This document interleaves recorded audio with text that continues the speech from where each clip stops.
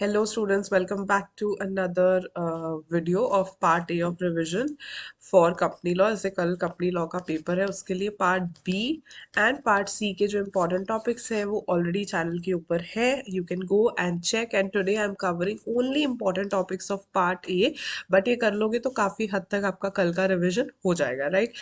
Let's start without any delay. सबसे पहले of course company law है. Company क्या होती है ये आपको पता होना चाहिए. Company इन सिंपल वर्ड्स जो डेफिनेशन 2013 एक्ट में दे रखी है that means a company incorporated under the act this act और एनी प्रीवियस एक्ट. जैसे पहले 1956 था या उससे पहले तक किसी भी एक्ट के अंडर इनकॉर्पोरेटेड जो होती है उसे हम कंपनी कहते हैं. But basically what is the definition of a company वो यहाँ पे है.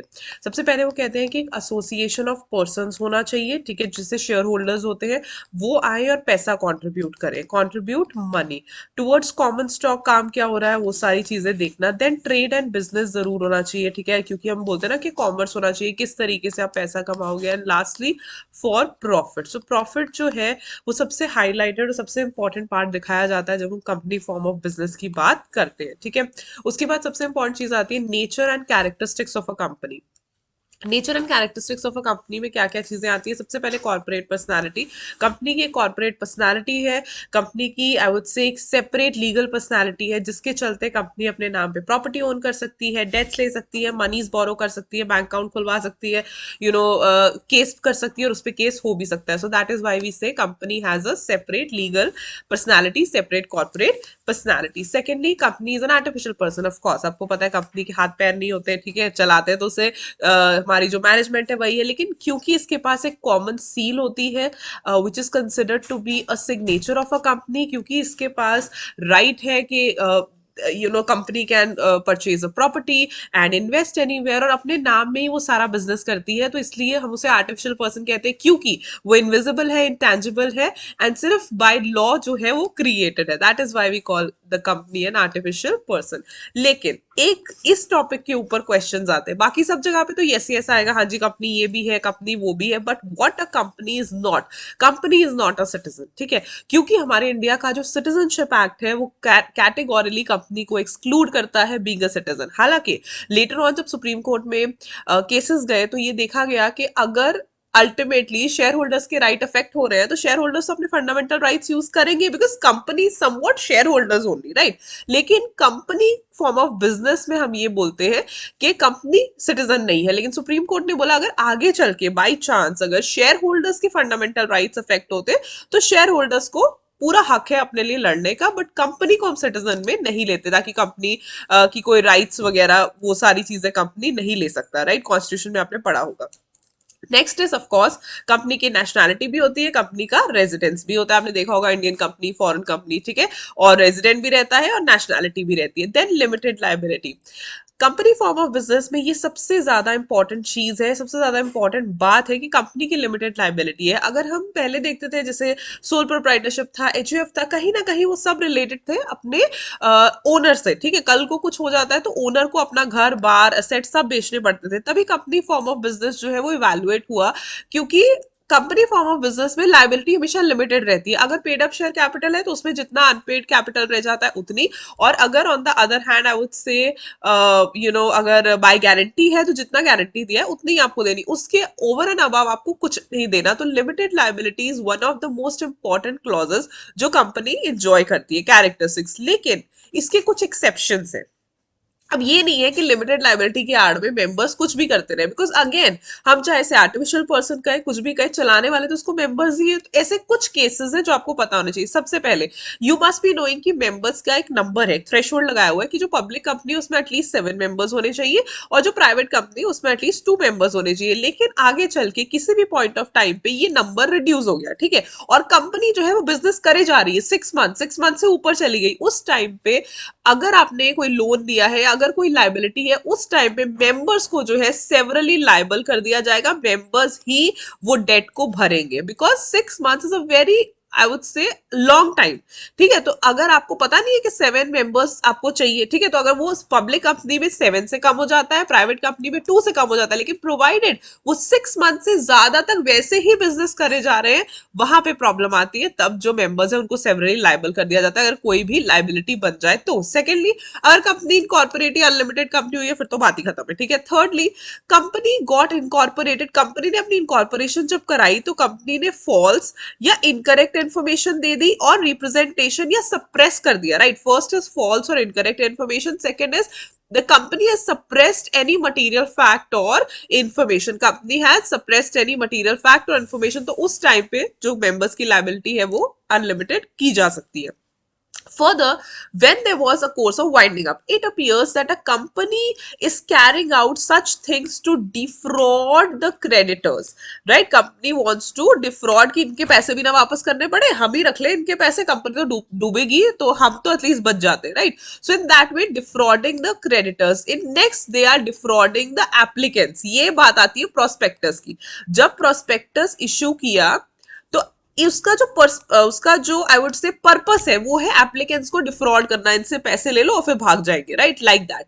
नेक्स्ट में है अगर डिपॉजिट लिया with an intent to defraud the deposit, तो यहाँ पे सबसे ज्यादा वर्ड आप डिफ्रॉड ही पढ़ोगे, क्योंकि फ्रॉड करने का जो इंटेंशन है वो इसीलिए होता है कि अरे हमें क्या, कोई कुछ क्या कहेगा, हमारी लाइबिलिटी तो लिमिटेड ही है, कल को कंपनी डूब जाएगी, हमने तो पैसे दे दिए, डूबती है तो किसके डूबेंगे पैसे? क्रेडिटर्स के डूबेंगे, राइट, फाइनेंशियल इंस्टीट्यूशन से लोन लेके बैठे उनके डूबेंगे या डिपॉजिटर्स के डूबेंगे। ठीक है, तो उस केस में किस किस को डिफ्रॉड करना है ये वर्ड्स आपको पता होना चाहिए। और यहाँ पे अगर कोई इंस्पेक्टर की रिपोर्ट आती है, ठीक है, कोई इंक्वायरी हुई, कोई इंस्पेक्टर की रिपोर्ट हुई और वहां से पता चला कि कंपनी फ्रॉड कर रही है, ठीक है, तो उस केस में कंपनी का डायरेक्टर, केएमपी ऑफिसर, जिसने भी फायदा उठाया होगा, दैट पर्सन वुड बी, उसकी लाइबिलिटी अनलिमिटेड कर दी जाएगी, right, it is like that. तो ये कुछ कुछ वर्ड्स, जैसे पहले वाले में नंबर ऑफ मेंबर्स है, अगर जितना required number of members reduce हो जाते हैं तो लाइबिलिटी अनलिमिटेड कर दी जाएगी, अगर वो इनकॉर्पोरेट या अनलिमिटेड हुई, अगर इनकॉर्पोरेशन के टाइम पे उसने फॉल्स या इनकरेक्ट इन्फॉर्मेशन दी या मटीरियल फैक्ट को सप्रेस कर लिया,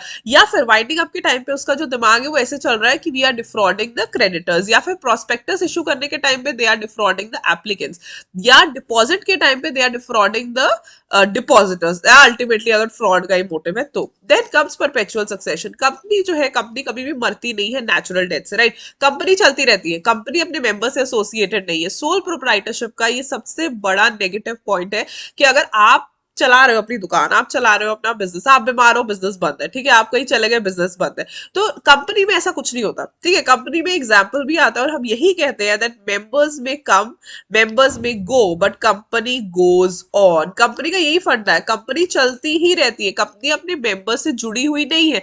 आज एक आएंगे, ट्रांसफर हो जाएगी, ट्रांसमिशन हो जाएगी, राइट, बात वही है, कंपनी किसी के साथ रिलेटेड नहीं है, कंपनी चलती रहेगी, चलती रहेगी, और अगर आपने उसको खत्म करना है so you will have to go by the procedure of law, से वाइंड अप करवाना पड़ेगा या इंसॉल्वेंसी में जाना पड़ेगा। Then come separate property. Company अपने नाम पे प्रॉपर्टी ले सकती है, कंपनी ही उसकी राइट्स एंजॉय करती है बिकॉज वो लीगल पर्सन है, तो ये सारी राइट्स कंपनी के पास रहती है। ट्रांसफरेबिलिटी ऑफ शेयर्स, कंपनी में शेयर्स फ्रीली ट्रांसफरेबल होते हैं। एक चीज यहाँ पे, प्राइवेट कंपनी जब आप पढ़ोगे तो वहां पे होता है कि जैसे ना कुछ शेयर्स वो कर देते हैं, ट्रांसफरेबिलिटी लिमिट कर देते हैं, ये चीज आपने याद रखनी है। प्राइवेट कंपनी के केस में ट्रांसफरेबिलिटी जो है रिस्ट्रिक्ट हो सकती है, लेकिन कंप्लीटली प्रोहिबिट नहीं कर सकते। ठीक है, prohibition of transferability is not allowed, क्या आप बोलो जी करने ही नहीं है ट्रांसफर शेयर्स, ऐसा नहीं। बाकी पब्लिक कंपनी में तो फ्रीली ट्रांसफर होते हैं, उसमें कोई दिक्कत नहीं होती, लेकिन प्राइवेट कंपनी में या कहीं पे भी आप रिस्ट्रिक्शंस लगा सकते हो, लेकिन आप टोटली उसे प्रोहिबिट नहीं कर सकते हो। Then of course company has the capacity to sue and be sued, यानी कि वो केस कर भी सकती है, उस पर केस हो भी सकता है, तो कंपनी के नाम पे ये सारी चीजें की जा सकती है। कॉन्ट्रैक्चुअल राइट्स है कंपनी के पास, भाई अपनी लीगल एंटिटी है, बिल्कुल राइट्स है, कंपनी कॉन्ट्रैक्ट में एंटर करती है, बिकॉज जब हम कह देते हैं कि मेंबर्स की लाइबिलिटी लिमिटेड है, मेंबर्स अपना है, ये जो मैनेजमेंट का अपना हिसाब चल रहा है, तो उस केस में कॉन्ट्रैक्चुअल राइट्स तो कंपनी एंजॉय करेगी ना। ठीक है, so that is why. Then limitation of action, हाँ, कंपनी ऐसा नहीं है कि मतलब कुछ भी करेगी, कंपनी की लिमिट है मेमोरेंडम ऑफ एसोसिएशन। जो हमारा आर्टिकल्स ऑफ एसोसिएशन है वो हमारी इंटरनल मैनेजमेंट के लिए, जो पार्ट बी में आप काफी ज्यादा पढ़ते हो कि डायरेक्टर्स कुछ भी करते हैं, अगर बोर्ड कुछ भी कर रहा है तो क्या आर्टिकल्स ऑथोराइज है, आर्टिकल्स ऑथोराइज है, लाइक दैट। लेकिन कंपनी का अगर ओवरऑल हम देखें, आउटर पर्सपेक्टिव देखें तो वहां पे आता है मेमोरेंडम। तो मेमोरेंडम से बाहर कंपनी नहीं जाएगी, जो भी आपने मेमोरेंडम में प्रिस्क्राइब कर दिया वो। Then separate management, of course ये आई थिंक जब हम ट्वेल्थ में पढ़ना शुरू करते हैं ना, बिजनेस स्टडीज में जब कंपनी पढ़ाना शुरू करते हैं, तो I think this is the first line जो आपको सिखाई जाती है, that in company form of business there is a divorce between management and ownership. ठीक है, क्योंकि ओनरशिप होती है जिनके पास पैसा है, ओनरशिप होती है शेयर होल्डर्स की जो अपना पैसा लाके इन्वेस्ट करते हैं, और मैनेजमेंट किसकी होती है, बोर्ड की। ठीक है, मैनेजमेंट बोर्ड एंजॉय करता है, जो हमारे एक्सपर्ट है, जो लोग यानी कि स्किलफुल लोग हैं, जिनकी स्पेशलाइजेशन है, ठीक है, सीए हो गए, सीएस हो गए, और जो लोग भी रिक्वायर्ड है, राइट। और ओनरशिप उसकी होती है जिसके पास पैसा है, ठीक है, तो वो पैसा लेके कंपनी में डालता है और चलाते हैं कंपनी को हमारे board of directors. Voluntary association वो प्रॉफिट, प्रॉफिट एक काफी इंपॉर्टेंट चीज है, आपने देखा होगा हर डेफिनेशन में कंपनी फॉर्म ऑफ बिजनेस में प्रॉफिट वर्ड आता है, क्योंकि ऑब्वियसली चैरिटी के लिए काम थोड़ी कर रहे हैं, प्रॉफिट के लिए कर रहे हैं। बस इसमें एक एक्सेप्शन आती है, सेक्शन 8 कंपनी, कंपनी एक्ट 2013 में हम उसको सेक्शन 8 कंपनी कहते हैं, 1956 में हम इसको बोलते थे सेक्शन 25 कंपनी। तो section 8 company not for profit company होती है, लेकिन आपने इसको इसी नाम से याद रखना है, सेक्शन 8 कंपनी की रेफरेंस हर जगह पे आती है। ये एक एक्सेप्शन है टू द प्रॉफिट। इस इन फॉर्म ऑफ कंपनीज में हम प्रॉफिट नहीं जनरेट करते, बल्कि we work towards the development और promotion of the things. Then termination of existence, मैंने आपको पहले ही बोला कि अब नेचुरल डेथ नहीं होती, आपको वाइंड अप करना पड़ता है, आपको इंसॉल्वेंसी में जाना पड़ता है। बेसिकली जैसे बाय लॉ, थ्रू लॉ आप इसे इनकॉर्पोरेट कराते हो, वैसे ही बाय लॉ थ्रू लॉ आपको इसे मारना यानी कि खत्म भी करना पड़ेगा। टू सम अप, ये इस टाइप की डेफिनेशन भी आप डाल सकते हो, ऐसा कुछ नहीं होता हार्ड एंड फास्ट रूल की यही वर्डिंग में लिखनी है। तो दिस से it's a voluntary association for profit with capital divisible with transferable shares with limited liability, having a distinct corporate entity and a common seal with perpetual succession। सारे features डाल के आप इसको लिख देना, ठीक है। उसके बाद आता है lifting of corporate wheel. Corporate wheel होता है, व्हील का मतलब होता है घूंघट, ठीक है, द कवरिंग जो किसी के ऊपर दे रखी होती है। सो वो व्हील को कौन लिफ्ट कर सकता है, या क्या उसको पियर्स किया जा सकता है, यानी कि उसमें छेद कर किया जा सकता है। सो द सिंपल वर्ड और द सिंपल फंडा इज दैट, अब कंपनी को हम इतना जस्टिफाई करते हैं, कंपनी आर्टिफिशियल पर्सन है, कंपनी ये है, कंपनी वो है, लेकिन चलाने वाले तो उसे मैनेजमेंट ही है ना, या चलाने वाले तो उसको मेंबर्स, ये कंपनी तो आर्टिफिशियल फॉर्म ऑफ बिजनेस है। उस टाइम पे ये चीज देखनी इंपॉर्टेंट है कि जो कॉर्पोरेट व्हील है, क्या जुडिशियल इंटरप्रिटेशन यानी कि क्या कोर्ट में कॉर्पोरेट व्हील लिफ्ट अप हो सकती है। ऐसा हो सकता है कि कंपनी जो है वो इस आड़ में कि जी हम तो अलग है, कंपनी तो अलग है, या मेंबर्स जो है वो इस आड़ में कोई गलत चीज कर रहे हैं, उस टाइम पे कोर्ट्स के पास पूरा राइट होता है to lift the corporate veil. ऐसे कुछ केसेस में आपको बता देती हूँ। First, where the corporate veil has been used for commission of fraud और इम्प्रॉपर कंडक्ट, ठीक है, फ्रॉड करके बैठे हुए हैं, इम्प्रॉपर कंडक्ट कर रहे हैं और व्हील के नीचे बैठे हुए हैं, हाँ भाई ठीक है तो कॉर्पोरेट कंपनी अलग है, हम अलग है, ऐसा कुछ नहीं है। तो अगर फ्रॉड या इम्प्रॉपर कंडक्ट पकड़ा जाता है, so definitely court can lift up your veil. Secondly, where the corporate facade is really only an agency instrumentality, यानी कि सिर्फ उसे एज एन उसका जो पर्पस है वो एग्जैक्टली वो नहीं है जो आप दिखा रहे हो, ठीक है, उसे सिर्फ एक तरीके से कंपनी फॉर्म कर दी है सिर्फ नाम के लिए, ठीक है, या एजेंसी की तरह फॉर्म कर दी है, लेकिन चलाने वाले करता धरता कोई और ही है। सो लाइक दैट अगर आप ऐसा कुछ कर रहे हो तो definitely the court can interfere. Further, where the conduct conflicts with public policy, आप पब्लिक पॉलिसी को अफेक्ट कर रहे हो, राइट, तो of course court can interfere. Further, ये वाला, it was held that a company will be regarded as enemy character. अब क्या होता है कि अगर आपकी कंपनी का जो डी फैक्टो कंट्रोल है यानी कि अल्टीमेट कंट्रोल है, वो ऐसे लोगों के पास है जो एनिमी कंट्री में बैठे हुए हैं, ठीक है, एनिमी कंट्री कोई भी हो सकती है जिसके साथ हमारा वॉर चल रहा है, जिसके साथ हमारी पॉलिटिकल कॉन्फ्लिक्ट चल रही है, ऐसा कुछ हो रहा है, तो डेफिनेटली कोर्ट्स इंटरफेयर कर सकते हैं। देन अगर कंपनी का जो पर्पस है या कंपनी बनाई गई है टैक्स इवेजन के लिए, अब आप देखोगे टैक्स में आप कितनी सारी ऐसी चीजें पढ़ते हो कि टैक्स इवेड करने के लिए लोग ये करते हैं, झूठी मूठी कंपनीज बना देते हैं, तो उस केस में भी of course they can interfere.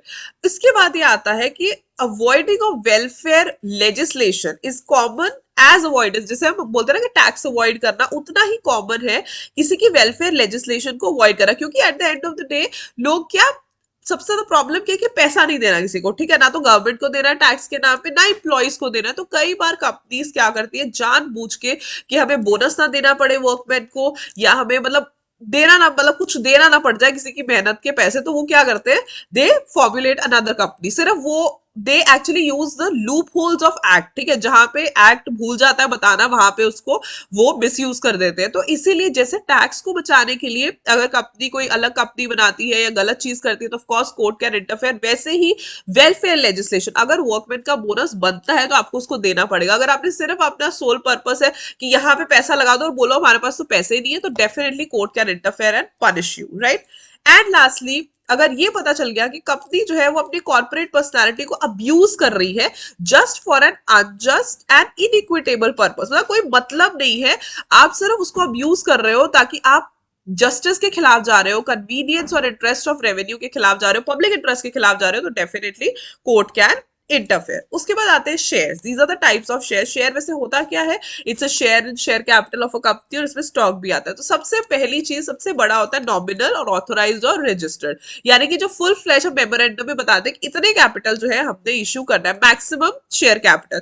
इसमें से निकलता है इशूड कैपिटल, वो पोर्शन जो कि इशू किया जाता है ताकि लोग उसको खरीद पाए, लोगों के लिए बाहर निकाला जाता है।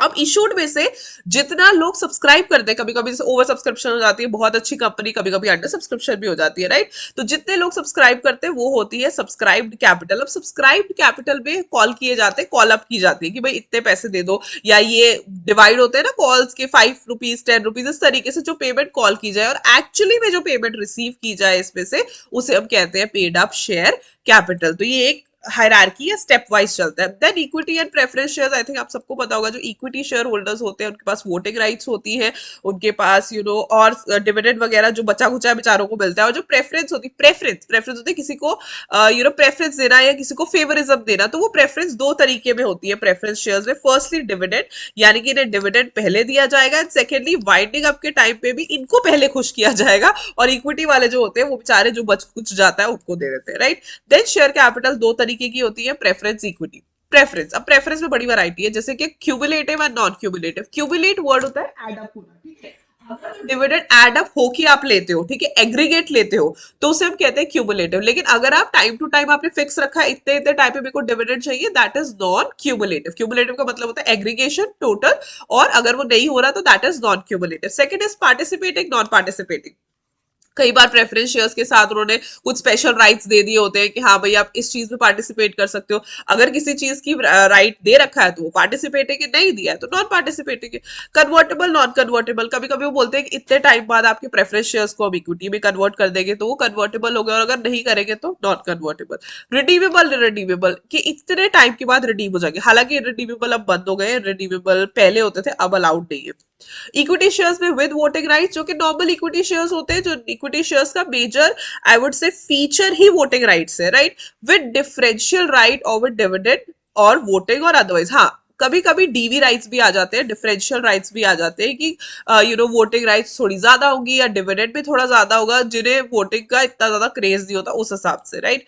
फिर आता है प्रोस्पेक्टस। प्रोस्पेक्टस वैसे क्या होता है, ऑफर लेटर, ऑफर डॉक्यूमेंट, ठीक है, बताना कि आप क्या कर रहे हो, कैसे कर रहे हो। प्रोस्पेक्टस की प्रॉपर डेफिनेशन है, includes red herring prospectus, includes shelf prospectus, any document described or issued as a, कोई भी डॉक्यूमेंट जिसके ऊपर लिखा भी है कि ये प्रोस्पेक्टस है वो भी प्रोस्पेक्टस ही होगा। Lastly any notice, circular, advertisement और अदर डॉक्यूमेंट इनवाइटिंग ऑफर, ठीक है, तो किसी ऑफर को इनवाइट करने को हम बोलते हैं प्रोस्पेक्टस। ये सारे हो गए।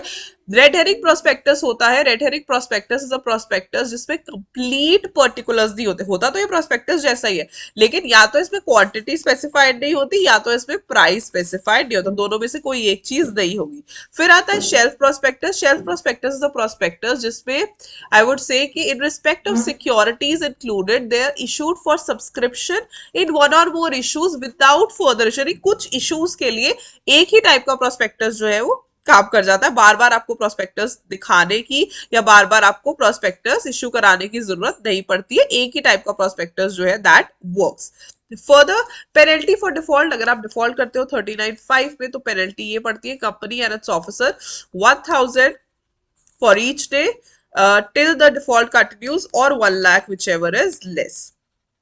और अगर हम अलॉटमेंट की बात करते हैं, वैसे आगे चल के हम पढ़ेंगे, लेकिन रिटर्न ऑफ अलॉटमेंट जाती है PAS 3 में। ये आपने लर्न करना है क्योंकि जब भी अलॉटमेंट की बात आती है तो ये वाला फॉर्म की जरूर बात आती है, PAS 3 with in 30 days of allotment. Further share certificates very very important, अब तो खैर की कोई जरूरत पड़ती नहीं है क्योंकि डीमैट फॉर्म में ही ज्यादातर वर्किंग्स होती हैं, बट पहले फिजिकल शेयर सर्टिफिकेट चलते थे। शेयर जो ओरिजिनल वाला आता था वो SH1 में है, रिन्यूड या डुप्लीकेट वाला आता है वो SH2 में है। इसी तरीके से किस तरीके से क्या फर्क है दोनों में, पहली बात ये तो बोर्ड रेजोल्यूशन पास होता है, लेटर ऑफ अलॉटमेंट पास किया जाता है, बोर्ड इम्पोज कर सकता है, इन केस लेटर लॉस्ट या डिस्ट्रॉय हो जाती है तो रीजनेबल टर्म्स होते हैं। लेकिन रिन्यूड या डुप्लीकेट सिर्फ तभी आएगा अगर ओल्ड सर्टिफिकेट को सरेंडर करोगे, ठीक है, आके देके जाओगे कि हाँ भाई ये हमारा ओल्ड सर्टिफिकेट है, उसे सरेंडर करके आपको नया सर्टिफिकेट मिल सकता है। ये जो ओरिजिनल वाला है SH1 में आता है। एंड जो कंपनी का रिन्यूड या डुप्लीकेट सर्टिफिकेट है वो थोड़ी सी फीस चार्ज करते हैं जस्ट लाइक अ पनिशमेंट, तो वो 50 रुपीज पर सर्टिफिकेट तक चार्ज कर सकते हैं, उससे ज्यादा नहीं करना। देन थर्डली एवरी सर्टिफिकेट, अब ये जो नया सर्टिफिकेट बनता है उसको साइन करते हैं दो डायरेक्टर, साइन कर दे या फिर एक डायरेक्टर एंड एक CS साइन कर दे, ठीक है। कंपनी की अगर कॉमन सील है तो कॉमन सील फिक्स कर दो, OPC में इट इज सफिशियंट अगर वो डायरेक्टर और CS ही साइन कर दे क्योंकि एक ही डायरेक्टर होगा, right. Then duplicate share certificate में in lieu of those lost और डिस्ट्रॉयड विदाउट, अगर यहाँ पे तो क्या था कि अगर खराब हो गया, ठीक है, तो आपने ओल्ड दे दिया और न्यू ले लिया, लेकिन जहां पे लॉस्ट हो गया या डिस्ट्रॉय हो गया, मिल ही नहीं रहा, तो वहां पे आपने पहले बोर्ड का कॉन्सेंट लेना है। बोर्ड का consent is very very important. Listed company के केस में अगर जो है डुप्लीकेट शेयर सर्टिफिकेट है लिस्टेड कंपनी में 45 डेज में इशू कर देना है, और अगर कोई और कंपनी है तो 3 मंथ्स भी चल जाएगा, यानी लिस्टेड में जल्दी करना है इशू, ठीक है, 45 डेज में करना है और यहाँ 3 मंथ्स में। डायरेक्टर और कंपनी सेक्रेटरी शैल बी, हाँ अगर फैक्स के थ्रू आती है ना कोई चीज तो वो फैक्स से माइल में इलेक्ट्रॉनिक साइन करते हैं तो भी it is like deemed to be sign होगा। अब तो साइन के बहुत सारे फीचर्स आ गए, आपने IT एक्ट में पढ़ा होगा, तो काफी सारी चीजों को अब सिग्नेचर में काउंट कर लेते हैं, तो it is like that. Particulars definitely register of members में पर्टिकुलर्स सारे डाल लेने, इसका भी अलग रजिस्टर बनता है, register of renewed and duplicate share certificates, उसमें आपने इसके भी सारे पर्टिकुलर्स मेंटेन कर लेने हैं। देन रजिस्टर कहाँ रखना है, रजिस्टर्ड ऑफिस में रखना है, CS के कस्टडी में रखना है, परमानेंटली प्रिजर्व करना है, परमानेंटली प्रिजर्व करना है। देन अगर फ्रॉडुलेंट इशू हो जाएगा तो company shall be punishable with fine which is not less than 5 times the face value involved and can extend to 10 times और 10 crores whichever is higher। अगर पता चला ना कि डुप्लीकेट और रिन्यूड सर्टिफिकेट्स फ्रॉड के अंडर इशू कर रहे हो कि वो भी रख लो वो भी रख लो, तो ये फाइन है कंपनी का 5 times of face value of shares जो कि आप कर रहे हो डुप्लीकेसी में, जो कि 5 times से 10 times हो सकता है, ये वेरी करता है आपकी उसके अकॉर्डिंग क्या आप कर रहे हो, और 10 crores whichever is higher, ठीक है। और ऑफिसर इन डिफॉल्ट पनिश होगा सेक्शन 447 में, आपको पता होगा फ्रॉड के लिए सारे सेक्शन 447 में ही पनिशमेंट आती है। Time of issue of certificate of securities, अब एक टाइम लिमिट है कि कितने दिनों में सर्टिफिकेट इशू हो जाना चाहिए, हालांकि डीमैट में ऐसा होता ही नहीं है तो सर्टिफिकेट वाला पंगा ही नहीं है, लेकिन पहले था और आपको पता होना चाहिए। अगर तो सब्सक्राइबर्स टू द मेमोरेंडम है जो शुरुआत वाले न्यू होते हैं वो 2 months from the date of incorporation, company incorporate होते ही सब्सक्राइबर्स टू द मेमोरेंडम को 2 months के अंदर अंदर आपको देना है। अगर वैसे कोई नॉर्मल चीज है allotment of any shares then 2 months from the date of allotment. अगर ट्रांसफर या ट्रांसमिशन हो रही है शेयर्स की then 1 month from the date of transfer और transmission, and lastly 6 months in case of debenture. Allotment अगर डिबेंचर की है तो 6 months है, तो ये टाइम आपने याद रखना है। अगर सब्सक्राइबर्स टू मेमोरेंडम है then 2 months from the date of incorporation, अगर नॉर्मल अलॉटमेंट है तो 2 months from the date of allotment, transfer या ट्रांसमिशन है तो 1 month from the date of transfer और ट्रांसमिशन, एंड अगर डिबेंचर की बात करते हैं तो 6 months from the date of this debenture, allotment of debenture. Then issue and redemption of preference shares, issue की तो कोई दिक्कत नहीं है, लेकिन रिडेम्पशन की बात, पहले इररिडीमेबल भी अलाउड होते थे, अब इररिडीमेबल अलाउड नहीं है। सो इन सिंपल वर्ड्स कंपनी के नॉट इशू प्रेफरेंस शेयर्स और रिडीमेबल बियॉन्ड 20 years। अब जो मैक्सिमम इन्होंने टाइम लगा दिया वो लगा दिया है 20 years, लेकिन अगर इट्स इंफ्रास्ट्रक्चर कंपनी तो वहां पे 30 years है, ठीक है। नॉर्मल केसेस में 20 years है, इंफ्रास्ट्रक्चर कंपनी में 30 years है, providing that a minimum of 10% per year जो है रिडम्पशन शुरू हो जाएगी फ्रॉम द 21st ईयर, ठीक है, और अर्लियर और प्रोपोर्शनेट बेसिस, इस तरीके से स्टार्ट हो जाएगी, ये चीज आपने ध्यान देनी है। Further issue of share capital, एक तो नॉर्मल इशू हो गया, ठीक है। फर्दर इशू कैसे कैसे हो सकता है, जो ऑलरेडी इक्विटी शेयर्स होल्ड करके बैठे हैं उन्हें देने, ठीक है, और इक्विटी शेयर्स दे रहे जिसे हम कहते हैं राइट इशू, इंप्लॉइज को दे रहे जिसे हम कहते हैं ईसॉप, एंड एनी पर्सन जिसे हम कहते हैं प्रेफरेंशियल बेसिस पे दे रहे, राइट। तो अगर राइट शेयर्स है वो यही होता है कि आपके पास ऑलरेडी इतने शेयर्स है, आप और शेयर्स लेना चाहते हो, वो फ्रैक्शनल बेसिस पे होता है, प्रोपोर्शन में, कि चलो 1/5 शेयर्स दे दो, ठीक है, 2/5 शेयर्स दे दो, 2/3 शेयर्स दे दो, आपके पास जितने शेयर्स होंगे उसका 2/3 और देना, लेकिन ये फ्री में नहीं आपको मिलेंगे, ऑफकोर्स आपको इसके लिए पैसे देने पड़ेंगे, और आपके पास ऑप्शन होगा लेना है लो, नहीं लेना है ना लो। सेकेंड जो आते हैं वो इम्प्लॉइज को जाते हैं, ई सॉप जो जाते हैं, इनका स्पेशल रेजोल्यूशन पास कराना पड़ता है कंपनी में, और अगर प्राइवेट कंपनी है तो ऑर्डिनरी रेजोल्यूशन से भी चल जाता है। ये सिर्फ एक तरीके का पर्क या बेनिफिट देने के लिए है इम्प्लॉइज को, तो वो आप कर सकते हो एट एनी पर्सन। और फिर तो प्रेफरेंशियल बेसिस आ गया, अगर आप इन दोनों में से ऑप्शन देने के बाद अगर कुछ बचता है तो वो है प्रेफरेंशियल में भी आप जा सकते हो। For the time of allotment and payment of interest और refund of subscription money otherwise, तो ये चार्ट आपको पता चल जाएगा। सबसे पहले तो आपने अलॉट करना है securities 60 days from the receipt of application. अभी 2 months था, यहाँ 60 days है, बात वही है, थोड़ी सी उन्होंने ट्विस्ट कर दिया। तो 60 days में आपने अलॉटमेंट कर देनी है। अगर आप अलॉटमेंट नहीं करते हो तो पहली 60 days में अलॉटमेंट हो गई, अगर अलॉटमेंट पहले 60 days में नहीं हुई तो नेक्स्ट 15 days में जो है आपने रीपे कर देना है एप्लीकेशन मनी, आप रीपे कर दो एप्लीकेशन। और अगर आप तब भी रीपे नहीं करते हो, 15 days में आप एप्लीकेशन मनी रीपे नहीं करते हो, तो उसी एप्लीकेशन मनी के साथ साथ आपको इंटरेस्ट लग जाएगा from the expiry of 60th day. Application money भी देनी है और interest at the rate of 12% per annum भी देना है। इसमें क्या फर्क है? सबसे पहले 60 days में तो वो कहता है आप ऐसा करो कि अलॉट कर दो, अगर आप 60 days में अलॉट नहीं करते हो तो नेक्स्ट 15 days में का टाइम आपको दिया जाता है कि एप्लीकेशन मनी रिफंड कर दो। लेकिन आप इतने महान हो, आप वो भी नहीं कर रहे हो, तो फिर आप पे इंटरेस्ट चार्ज होगा। लेकिन ये जो इंटरेस्ट है ये 15 days के बाद चार्ज नहीं होगा, ये जो इंटरेस्ट है ये 60th डे से ही चार्ज होना शुरू हो जाएगा, which is at the rate 12% per annum. Debentures कितने तरीके की है? Convertibility, security, redemption and registration. Convertibility की बात करें तो नॉन कन्वर्टेबल है, पार्टली कन्वर्टेबल है, फुल्ली कन्वर्टेबल है, ऑप्शनली। नॉन कन्वर्टेबल बिल्कुल ही नहीं हो सकते, पार्टली वो बता देते इतने हो जाएंगे, इतने नहीं होंगे। फुल्ली कि पूरे के पूरे 100% ही कन्वर्ट कर देंगे, एंड ऑप्शनली ऑप्शन है आपके पास, कराने कराओ, नहीं कराने मत करो। सिक्योरिटी के केस में सिक्योर्ड होते हैं जिनके ऊपर हम चार्ज क्रिएट कर लेते हैं, ताकि कल को अगर कंपनी रीपे ना कर पाए तो ये वाला असेट बेच के आप अपने पैसे ले लेना। अनसिक्योर्ड जिसमें ऐसी कोई सिक्योरिटी ना हो। रिडीमेबल, ऑफ कोर्स जो रिडीमेबल, अब ये वाले तो खैर अभी रहे ही नहीं है, परपेचुअल और रिडीमेबल, तो इसका तो कोई फीचर नहीं, अब सारे रिडीमेबल है, टाइम लिमिट सेट कर दी गई है। रजिस्टर्ड में जो रजिस्टर्ड होते हैं और बियरर जो अपने हाथ में होते हैं कि भाई ये हमारे पास है तो ये हमारे ही है, लाइक दैट। डिबेंचर और लोन में क्या फर्क होता है? देखो, डिबेंचर एक डॉक्यूमेंट है जो कि डेट को एक्नॉलेज करता है कि हाँ भाई मैंने तुम्हें पैसे दिए, तो ये डिबेंचर का डॉक्यूमेंट है। लेकिन लोन एक राइट क्रिएट कर देता है, ठीक है। लोन क्या कहता है कि भाई तुम्हें, अगर तुमने नहीं दिया ना, लोन तुम्हारे डॉक्यूमेंट्स ले लेता है, लोन तुम्हें देता है, उस चीज के ऊपर राइट क्रिएट कर देता है जिस चीज के आप लोन लेते हो, ठीक है। डिबेंचर और शेयर्स में क्या फर्क है? Debenture is like a loan, shares is a part of capital, वो तो ओनर्स ही बन जाते हैं। डिबेंचर्स क्रेडिटर्स होते हैं और शेयर होल्डर्स मेंबर्स या प्रॉपर ओनर्स हम जिन्हें बोलते हैं वो शेयर होल्डर्स होते हैं।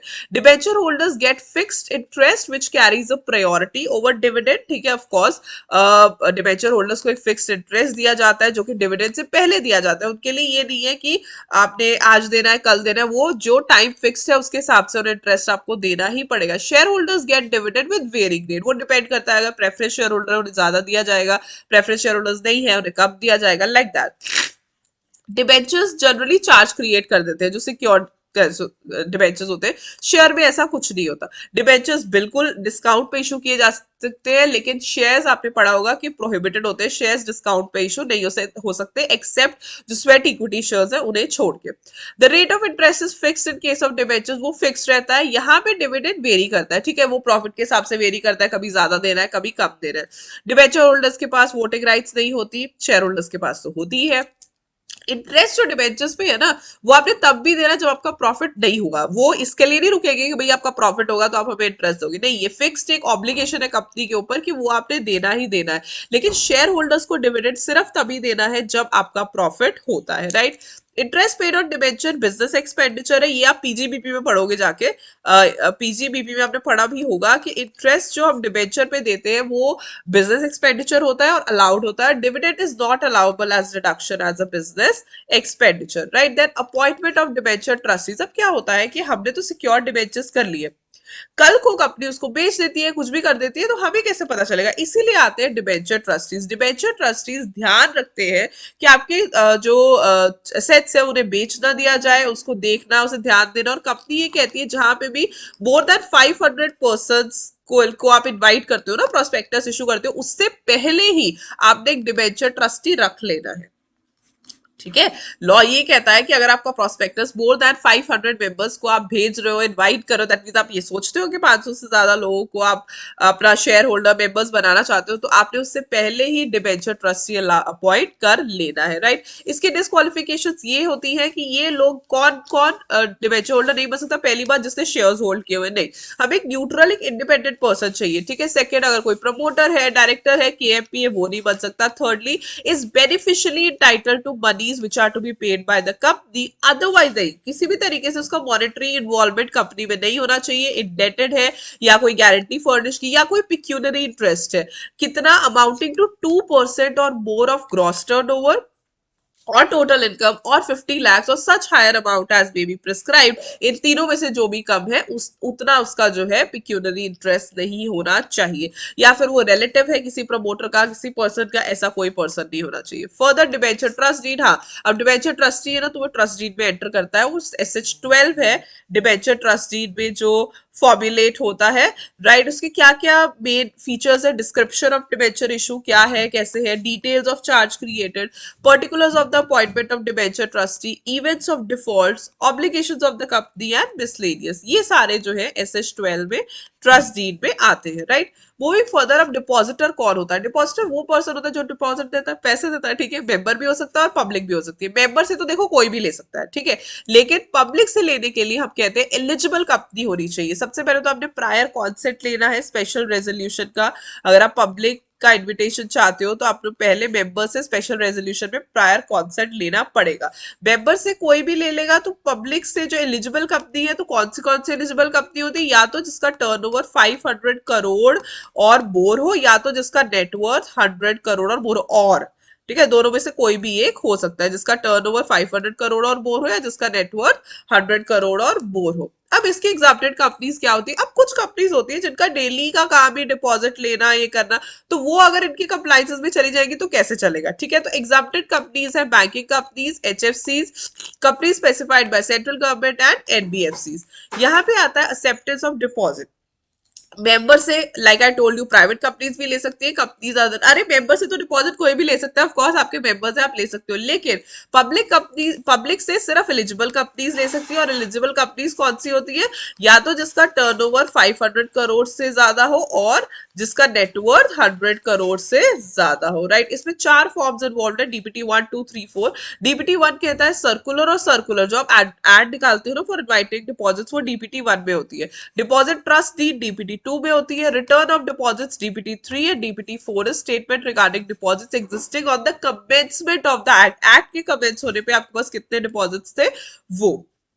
फिर बारी आती है चार्जेस की। तो चार्जेस किस किस टाइप के होते हैं? On the nature of charge, nature के हिसाब से ही दो तरीके के होते हैं, फिक्स्ड और स्पेसिफिक एंड फ्लोटिंग। फिक्स्ड और स्पेसिफिक होते हैं, जैसे मुझे पता है कि मेरा जो चार्ज है वो इस फर्नीचर पे क्रिएटेड है, इस प्लांट एंड मशीनरी पे क्रिएटेड है, कल को कंपनी मेरे को रीपे नहीं करती है, मैं जाऊंगी उसको बेच दूंगी, ठीक है। फिक्स्ड ऐसे होता है। स्पेसिफिक, ये मुझे पता है ये असेट के ऊपर चार्ज है, ये प्लांट एंड मशीनरी के ऊपर, ये बिल्डिंग के ऊपर चार्ज है मेरा, ठीक है, दैट इज कॉल्ड फिक्स। लेकिन फ्लोटिंग होता है कि आपको एग्जैक्टली ऐसी चीज के ऊपर चार्ज है जो कंपनी, अब फिक्स में क्या होता है, कंपनी उस असेट को ना बेच सकती है, उसको डिस्पोज ऑफ नहीं कर सकती है। लेकिन floating is like a fluctuating charge, जैसे सिक्योरिटीज होती है, जैसे शेयर्स होते हैं, ठीक है, उसके ऊपर चार्ज क्रिएट करना कि जब तक वो चार्ज फिक्स्ड या क्रिस्टलाइज नहीं होता, कंपनी उसको यूज करती रहती है, राइट। कंपनी रुकती नहीं है, कंपनी उसको यूज करती रहती है, तो वो फ्लक्चुएटिंग चीज या वो फ्लोटिंग चीज हमेशा रहती है। तब तक जो है कंपनी बट चार्ज क्रिएटेड रहेगा।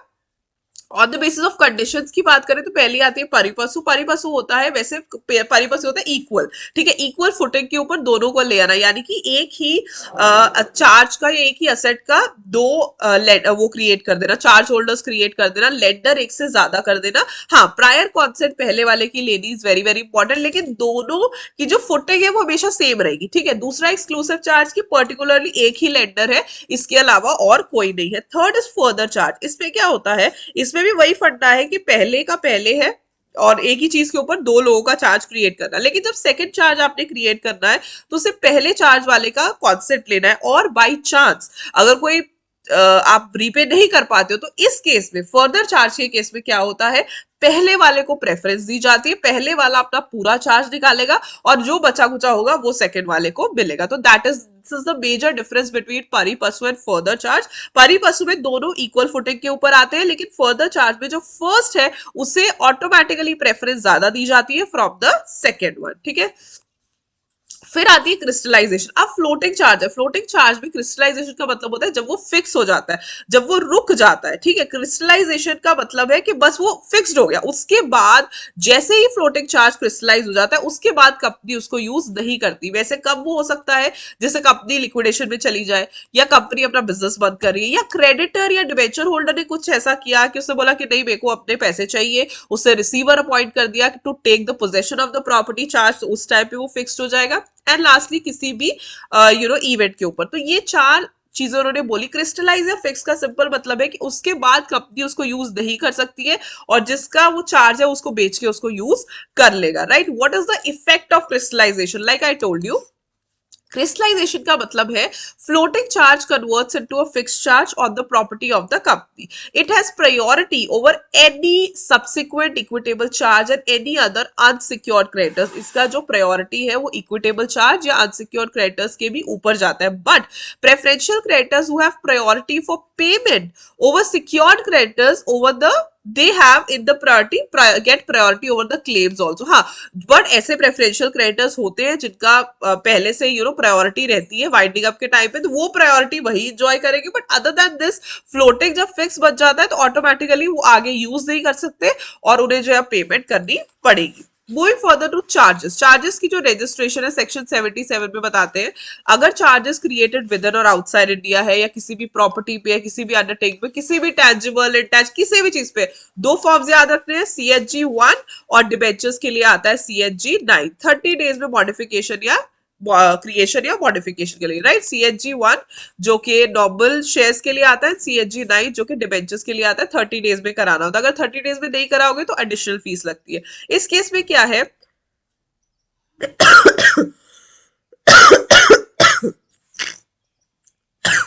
इस केस में क्या है कि अगर ये जो अमेंडमेंट से पहले अगर हम कराते थे तो 300 डेज मिलते थे। ठीक है, अगर आप 300 डेज में भी क्रिएट नहीं कराते थे तो फर्दर 6 मंथ्स मिलते थे। अब क्या है, 60 डेज मिलते हैं। अगर तुम 60 डेज में भी नहीं कराते हो तो फर्दर 60 डेज मिलते हैं। मतलब इतना टाइम देने का कोई लॉजिक नहीं है।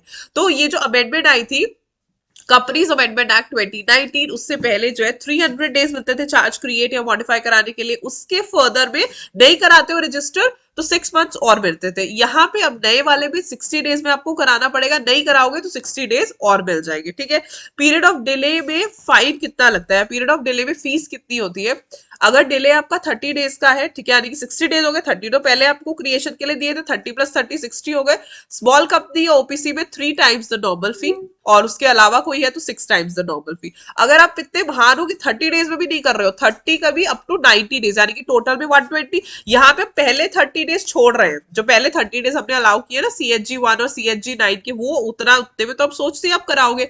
30 डेज के बाद और 30 डेज अगर आपने लगाए, ठीक है, यानी कि 60 डेज हो गए, और 30 डेज के बाद और 190 डेज आपने लगाए, यानी कि 120 डेज हो गए। यहाँ पे 3 times the normal fees plus 0.025% of charge maximum to 1 lakh. यहाँ पे 6 times the normal fees plus 0.5% up to 5 lakhs. इस तरीके से। अब यहाँ पे सेटिस्फैक्शन ऑफ चार्ज का क्या फंडा है कि सेटिस्फाइड जब होता है चार्ज तो कितने दिनों में हो जाना चाहिए, तो within 30 days of satisfaction of charge आपने सब कुछ खत्म कर देना है। लेकिन अगर आप 30 डेज में कर देते हो तो जो नॉर्मल फीस है वही लगती है। अगर आप 30 डेज में भी नहीं कर पाते हो तो फर्दर आपको 300 डेज मिलते हैं। तो 30 डेज की नॉर्मल फीस, 270 डेज की एडिशनल फीस। लेकिन अगर आप 300 डेज में भी नहीं करते हो तो भी हो जाता है। इस केस में आपको आरडी के पास CHG 8 फॉर्म फाइल करना होता है, ये वाला। ठीक है, CHG 8 फॉर्म फाइल करके आप जो है CHG 8 फॉर्म फाइल करके कॉन्डोनेशन फीस के साथ कर सकते हो, यानी कि सेटिस्फैक्शन अगर तो 30 डेज में आप कर देते हो फिर तो नॉर्मल फीस लगेगी। अगर आप 30 डेज में नहीं करते हो तो बोलते चलो फर्दर 300 डेज में कर लो, तो पहले 30 डेज के लिए नॉर्मल फीस लगेगी, बचे हुए 270 डेज के लिए एडिशनल फीस लगेगी, जितने भी बचे, राइट। अगर आप 300 डेज में भी नहीं करते हो तो फिर आपको CHG 8 RD को फाइल करना पड़ता है, सिर्फ सेंट्रल गवर्नमेंट भी कहते हैं उसको। फाइल करके आप 30 डेज की नॉर्मल फीस दोगे, 270 डेज की एडिशनल फीस दोगे और उसके आगे दिनों की दोगे कॉन्डोनेशन फीस, ठीक है। फिर आती है ये CHG 1, मैंने आपको बताया रजिस्ट्रेशन ऑफ क्रिएटिंग और modifying a chart. CHG 2 is certificate of registration, CHG 3 certificate of modification, CHG 4 intimation to the satisfaction to the registrar, CHG 5 memorandum of satisfaction. CHG 5 जो है that is memorandum of satisfaction of charge. CHG 6 is notice of appointment और cessation of receiver और manager. CHG 7 register of charges, ये मैंने आपको अभी बताया, अगर वो ज्यादा हो जाता है एक्सटेंशन ऑफ टाइम के लिए सेंट्रल गवर्नमेंट या RD को जो लिखते हैं वो। और 9 जो है वो डिबेंचर्स के लिए। काफी फॉर्म्स हमने पढ़ी लिए तो आपको याद करने में आसानी हो जाएगी। Moving further, dividend. अब डिविडेंड दो तरीके के होते हैं, फाइनल डिविडेंड, इंटरिम डिविडेंड। जो फाइनल डिविडेंड होता है ना उसमें क्या चीज होती है, it is recommended by the board and declared by the share holders, ठीक है, recommended by the board and declared by the share holders. On the other hand जो इंटरिम डिविडेंड होता है that is declared by the board only, क्योंकि जो interim dividend होता है वो 2 AGMs के बीच में आने वाला डिविडेंड है, ठीक है। फाइनल डिविडेंड तो ऑब्वियसली AGM पे ही डिक्लेयर किया जाता है बाय द शेयर होल्डर्स, लेकिन अगर 2 AGMs के बीच में प्रॉफिट है या बोर्ड चाहती है कि नहीं हम डिविडेंड डिक्लेयर करना चाहते हैं तो उस केस में इंटरिम डिविडेंड जो है आ सकता है, राइट। तो 2 AGMs के बीच में जो होता है उसे हम कहते हैं। On the basis of nature देखें तो प्रेफरेंस के पास 2 ऑप्शंस आते हैं, क्यूमुलेटिव, नॉन क्यूमुलेटिव। क्यूमुलेटिव वो होते हैं जो क्यूमुलेट हो जाते हैं until it is paid in full, पूरा जब तक नहीं किया जाता। नॉन क्यूमुलेटिव में कोई एरियर्स नहीं है, टाइम टू टाइम आप उसे पे कर देते हो। इक्विटी शेयर्स में क्या है, dividend depends on availability of profits after satisfying the rights of the preference shares, right। Equity shares उसमें क्या होता है, इक्विटी शेयर्स में कि जो डिविडेंड है वो डिपेंड करता है प्रेफरेंस शेयर्स को दे दिया, सबको दे दिया, अगर कुछ बचा कुचा है then definitely that is given to the equity shareholders, right। उसके बाद आता है डिविडेंड। ये वाला चार्ट बहुत ज्यादा इंपॉर्टेंट है, ये चार्ट से आपको काफी चीजों की जो है क्लैरिटी मिल जाएगी। जैसे कि डिविडेंड जो है वो प्रपोज किया जाता है इन बोर्ड मीटिंग, जो मैंने आपको पहले ही बताया कि डिविडेंड का जो प्रपोजल है वो बोर्ड मीटिंग में डिक्लेयर किया जाता है जनरल मीटिंग में, जो फाइनल डिविडेंड होता है। फिर जैसे ही वो डिक्लेयर होता है उसके नेक्स्ट 5 डेज में एक सेपरेट बैंक अकाउंट खुलवाना पड़ता है जिसमें सारा का सारा डिविडेंड ट्रांसफर कर दिया जाता है। उसके बाद सेपरेट बैंक अकाउंट खुल गया तो नेक्स्ट 30 डेज में जो है अपने मेंबर्स को पे कर देना है। अगर 30 डेज में पेमेंट नहीं होती है या पैसे बच जाते हैं, लोग नहीं आते, अनपेड या अनक्लेम्ड डिविडेंड 30 डेज के खत्म होते ही नेक्स्ट 7 डेज में एक अनपेड डिविडेंड अकाउंट, एक नया अकाउंट खोल के उसमें डाल देना है। अगर आपने ट्रांसफर नहीं किया तो 12% का इंटरेस्ट लग जाएगा। अब अगर 7 सालों तक अनपेड या अनक्लेम्ड डिविडेंड में कोई क्लेम करने आता ही नहीं है पैसा तो फिर उसे उठा के अब डाल देते हैं IEPF में, ठीक है। ये एक सेंट्रल गवर्नमेंट का फॉर्म किया हुआ अकाउंट है जो कि इन्वेस्टर्स के लिए यूज किया जाता है। आई वुड रिपीट अगेन, सबसे पहले तो डिविडेंड है। डिविडेंड जो है बोर्ड में प्रपोज करता है, जनरल मीटिंग में डिक्लेयर होता है और सेपरेट अकाउंट में आपने 5 दिनों के अंदर अंदर, डिक्लेरेशन के 5 दिनों के अंदर अंदर एक सेपरेट बैंक अकाउंट में आपने वो सारा पैसा डाल देना है। और 30 डेज, जब डिक्लेरेशन हो गई 30 डेज के अंदर अंदर आपने पे कर देना है। अगर 30 डेज के अंदर कोई क्लेम करने नहीं आता, कोई पेमेंट लेने नहीं आता तो 7 डेज में आपने एक नए बैंक अकाउंट में that is unpaid dividend account में वो सारा पैसा डाल देना है। नहीं डालोगे तो 12% का डिफॉल्ट लग जाएगा। और फिर 7 साल तक अगर उस अनपेड या अनक्लेम्ड डिविडेंड में से कोई क्लेम करने आता नहीं है तो उसको हम डाल देते हैं IEPF यानी कि investor education and protection fund में। तो क्या उसे वापस लिया जा सकता है? ऑफकोर्स लिया जा सकता है। इन्वेस्टर अगर, तो देखो, अगर जब तक तो अनपेड डिविडेंड अकाउंट में तब तो कोई दिक्कत नहीं है, 7 ईयर्स तक आप कंपनी से ले सकते हो। लेकिन जब वो IEPF में चला जाता है फिर आपने कैसे लेना है, तो इन्वेस्टर क्लेम कैसे करेगा, IEPF की वेबसाइट पे जाएगा www.iepf.gov.in, उसमें IEPF 5 फाइल करेगा, वहां पे स्कैन कॉपी जो भी रिक्विजिट डॉक्यूमेंट्स है उन्हें स्कैन करेगा और फिर एक एडवांस रिसीट जो है एंड इंडेमनिटी बॉन्ड जनरेट कर लेगा। वो ऑटो जनरेटेड होता है फिर सारे डॉक्यूमेंट्स उसने कंपनी को भेजने, कंपनी अपने एंड से ई वेरीफाई करेगी 30 डेज में, और फिर वेरिफिकेशन में यानी कि वो पर्सन वही है या नहीं, वो सारी चीजें डिटेल्स देखना। कंपनीज के केस में क्या होता है, नोडल ऑफिसर आएगा, नोडल ऑफिसर चेक करेगा और ई वेरीफाई करके अगर सब ठीक है तो पैसा जनरेट कर देगा। नोडल ऑफिसर ज्यादातर कंपनी सेक्रेटरीज ही होते हैं, राइट। सो फॉर इन्वेस्टर्स इस तरीके से उन्होंने आईपीएफ की वेबसाइट पे जाना, आईपीएफ 5 ऑनलाइन फॉर्म फाइल करना है, डॉक्यूमेंट्स अटैच करने हैं, एक ऑटो जनरेटेड रिसीट लेनी है और कंपनी को सारे ओरिजिनल डॉक्यूमेंट्स भेजने हैं। कंपनी अपने एंड से 30 डेज में ई वेरीफाई करेगी और वेरिफिकेशन रिपोर्ट के हिसाब से अमाउंट को रिफंड कर दिया जाएगा। और कंपनी के एंड पे तो नोडल ऑफिसर चेक करता है, अगर सब कुछ ठीक है सो ही और शी अलाउज द ये जो पेमेंट है या ये जो डिविडेंड है वो दे दिया जाता है। Companies following under CSR preview. CSR की अगर हम बात करें तो 3 तरीके की कंपनीज है, फॉरेन कंपनीज भी आती है जो सीएसआर प्रीव्यू में आती है, या तो जिनका नेटवर्थ 500 करोड़ या उससे ज्यादा हो, और जिसका टर्नओवर 1000 करोड़ या उससे ज्यादा हो, और जिसका नेट प्रॉफिट 500 करोड़ या उससे ज्यादा हो पिछले साल में, ठीक है। या तो नेटवर्थ 500 करोड़ या उससे ज्यादा होना चाहिए, टर्नओवर 1000 करोड़ या उससे ज्यादा चाहिए, या नेट प्रॉफिट 5 करोड़ या उससे ज्यादा चाहिए, needs to constitute CSR committee. इसमें एक एक्सेप्शन अब आ गया है कि अगर आपका सीएसआर ऑब्लिगेशन 50 लाख से कम है तो उस केस में सीएसआर कमेटी की कोई जरूरत नहीं है, सीएसआर कमेटी के सारे काम बोर्ड करेगी, ठीक है। अगर CSR obligation, let me repeat, CSR obligation अगर 50 लाख से कम है तो सीएसआर कमेटी की जरूरत नहीं है। तो क्या क्या चीजें सीएसआर एक्टिविटी में नहीं आती, सबसे पहले तो of course activities undertaken outside India, then अगर आप किसी पॉलिटिकल पार्टी को कंट्रीब्यूट करते हो या एम्प्लॉयज को बेनिफिट करना सीएसआर नहीं होता। सीएसआर का मतलब ही होता है कि आप सोसाइटी को कंट्रीब्यूट कर रहे हो, ठीक है, बाहर के लोगों को। अगर आपका नॉर्मल कोर्स ऑफ बिजनेस ही वही है, उसकी एक्टिविटीज से आप सीएसआर नहीं कर सकते, कुछ आपको अलग करना पड़ेगा, ठीक है। या आप स्पॉन्सरशिप बेसिस पे कर रहे हो, sponsorship basis is not CSR, right. And activities to fulfil other statutory obligation, अरे किसी ने बोला था उसको सीएसआर बना दो, ऐसे नहीं, राइट।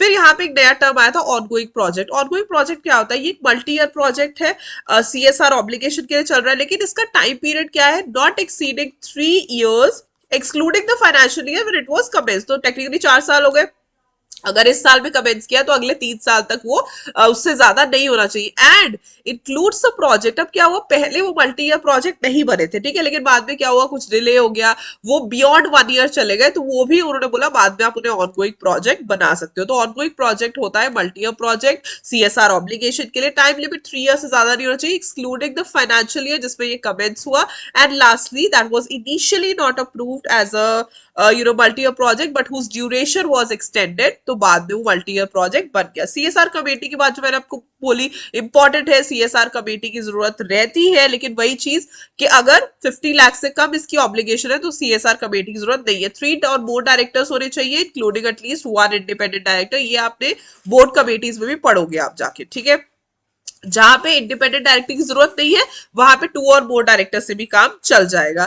और प्राइवेट कंपनी है तो सिर्फ 2 डायरेक्टर्स। इसमें थोड़े से वो थे कि अगर 3 और मोर डायरेक्टर्स है जिसमें एटलीस्ट 1 इंडिपेंडेंट डायरेक्टर होना चाहिए, अगर इंडिपेंडेंट डायरेक्टर नहीं है तो 2 और मोर से भी चल जाएगा। और अगर प्राइवेट कंपनी है जहां पे 2 डायरेक्टर्स ही है तो वहां पे सिर्फ 2 डायरेक्टर्स भी सीएसआर फॉर्म कर सकते हैं।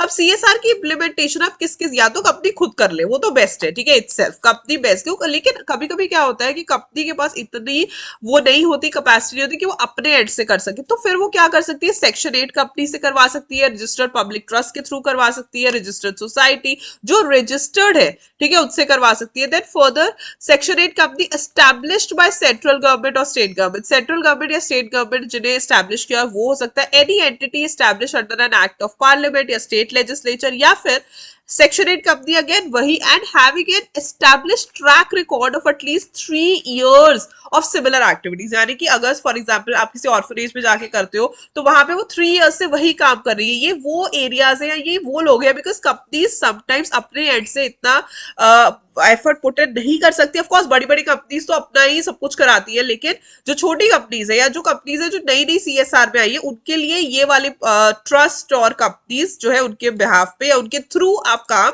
अपना सीएसआर करवा सकते हो। अब इसकी थ्रेशोल्ड क्या है, अगर तो इंडियन कंपनी है तो 2% of the average net profits of preceding 3 financial years, यानी कि 3 years का प्रॉफिट आप ऐड करोगे उसे डिवाइड करोगे 3 से और उसका 2% जो होगा वो होता है सीएसआर ऑब्लिगेशन। सीएसआर ऑब्लिगेशन तो पिछले 3 सालों का 2%। अगर फॉरेन कंपनी की बात करें तो CSR prescribes that in case of foreign company which has its branch और project office in India, CSR obligation of course applicable होता है। However it is not clear how the computation would be arrived in case of branch office या project office. Foreign company में तो same लगती है, लेकिन branch office या project office की इतनी क्लैरिटी अभी नहीं है।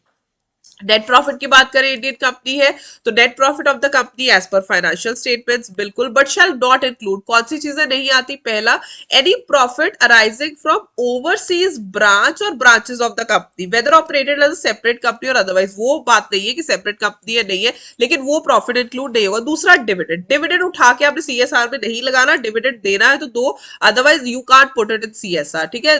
प्रॉफिट फॉर सीएसआर उसमें आपने नहीं लेना, क्योंकि एट द एंड वो भी तो हमें देना ही है ना। तो ये दो चीजें नेट प्रॉफिट में नहीं लेनी। एंड एज पर 135(5) जो एक्सप्लेनेशन है, फॉरेन कंपनी में जो भी नेट प्रॉफिट है as per the P&L account जो उन्होंने मेंटेन किया हुआ है वैसे।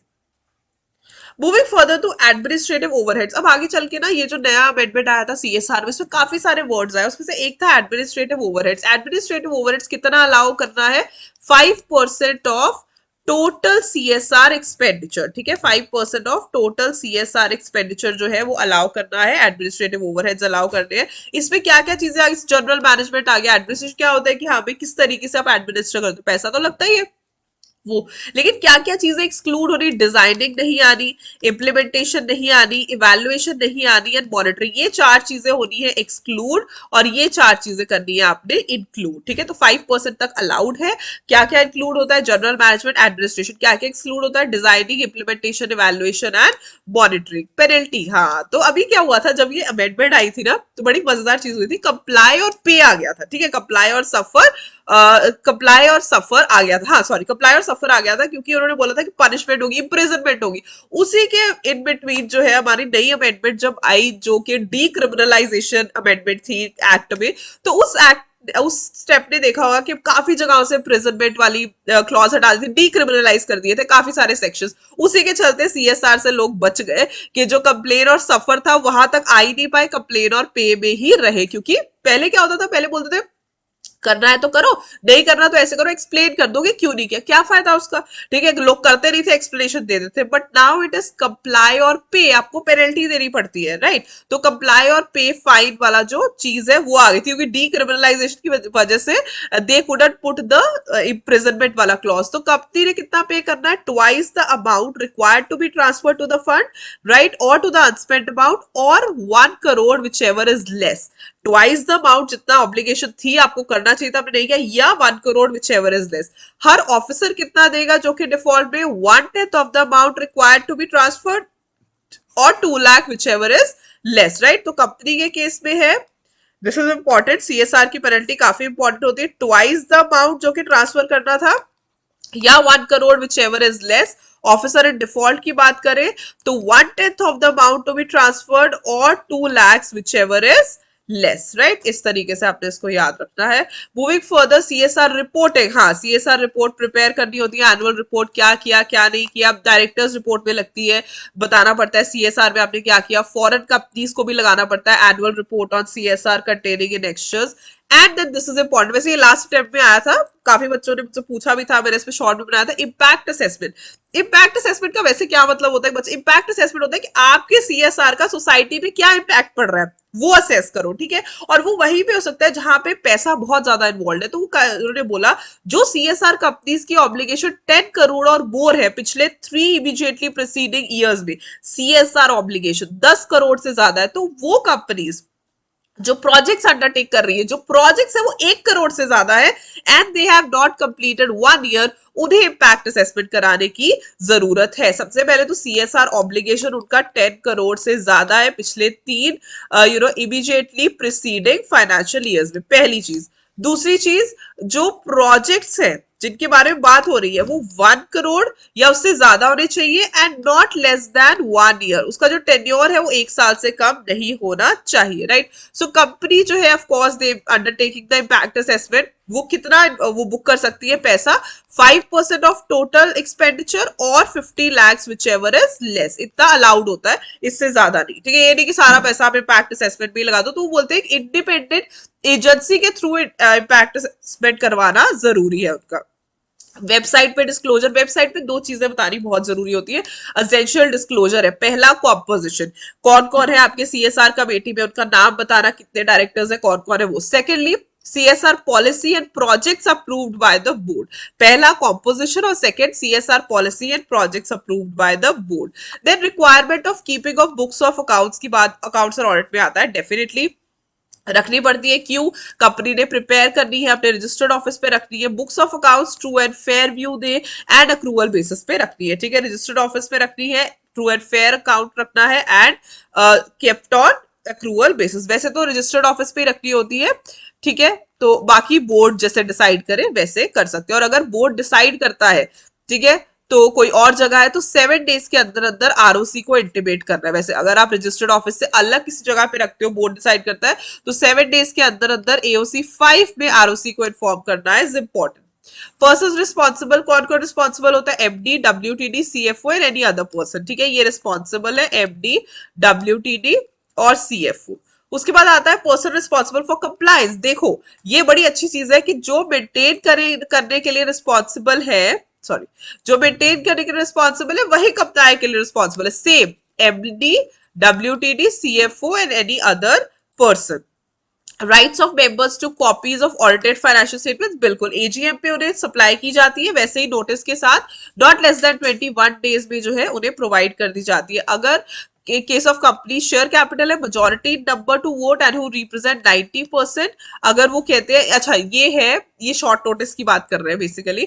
अगर तो नॉर्मल की अब बात करते हैं तो 21 डेज के before the date of meeting आप इसे सप्लाई कर सकते हो। लेकिन शॉर्ट नोटिस में क्या सा होता है, जनरल मीटिंग में 90% के कॉन्सेप्ट के साथ, तो कहते हैं अगर आपको जल्दी चाहिए तो 90% के कॉन्सेप्ट के साथ आपका हो जाएगा, राइट। उसके बाद आता है पीनल प्रोविजन। अगर कोई भी डिफॉल्ट होता है 136 में तो पीनल प्रोविजन है 25,000 और एंड कंपनी का है 25,000 एंड ऑफिसर डिफॉल्ट का, हर ऑफिसर डिफॉल्ट का है 5,000, ठीक है, कंपनी का 25,000 और ऑफिसर डिफॉल्ट का है 5,000।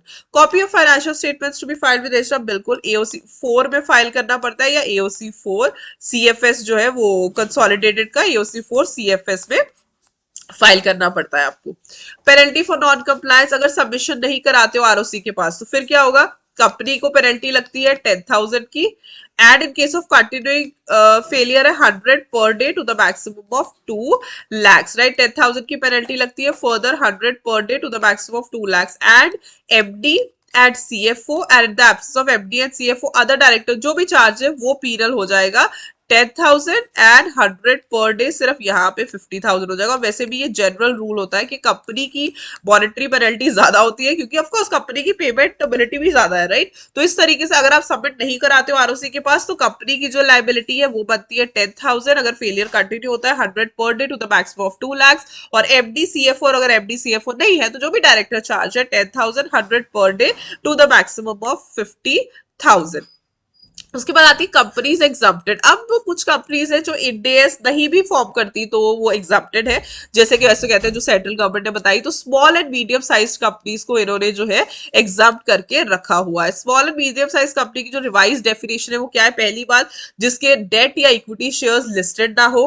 Second, which is not a bank, financial institution or insurance company whose turnover does not exceed 250 crore in immediately preceding accounting year and whose borrowings is in excess, does not have borrowings in excess of 50 crores, right। इन दोनों से कम कम है उसे small and medium company कहते हैं, ये यहाँ पे दोबारा लिखा हुआ है। And lastly a holding company which is not a holding or subsidiary of a company which is not a small and medium company, क्योंकि नॉर्मली होल्डिंग एंड सब्सिडरी का जो स्टेटस है वो अब रिलेटेड कंपनी से उठाते हैं, राइट। तो इस तरीके से हम इन्हें कहते हैं small and medium size companies. Obligation to comply with accounting standards, बिल्कुल बहुत इंपॉर्टेंट है, आपको कंप्लाई करना पड़ेगा। It shall be applied in the preparation of financial statements. Qualification of exemption जो एसएमसी में आई है, an existing company which was previously not an SMC, for example कोई कंपनी पहले एसएमसी नहीं थी लेकिन फिर डेफिनेशन आई और वो एसएमसी बन गई, वो क्वालिफिकेशन जो है तब एंजॉय कर पाएगी जब वो 2 कंसेक्यूटिव ईयर्स तक एसएमसी रहेगी, ठीक है।